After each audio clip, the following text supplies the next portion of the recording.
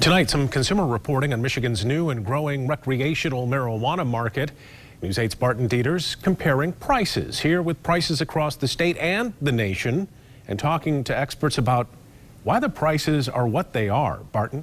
Well, Brian, the excitement for many people who've been dreaming of the day marijuana would be as legal as getting a tall boy of Budweiser at the party store is tampered by the sticker shock when they see the prices at the dispensary.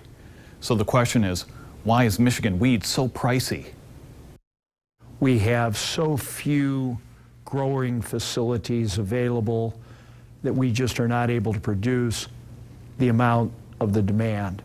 In Michigan, the average price of an eighth of an ounce of marijuana from one of the state's 27 recreational marijuana dispensaries is between $45 and $65.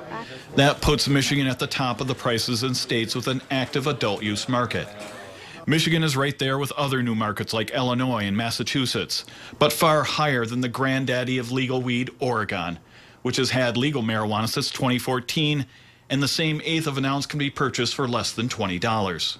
Chris Silva, who's been a leading advocate for legalized marijuana, says Michigan's market system is keeping prices inflated.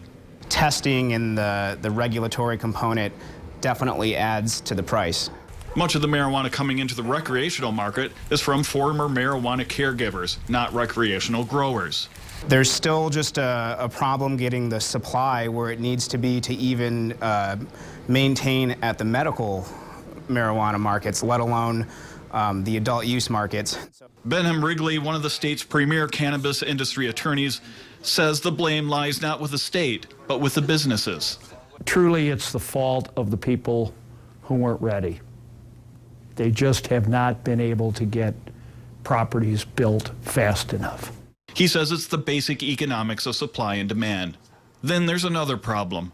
The legal weed is way more expensive than the black market. It's difficult for just a regular consumer to think about paying $65 plus excise tax when they can get it down the street for $40.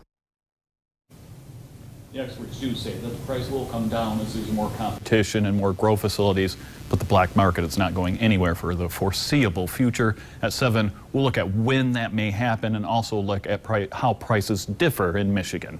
Back to you.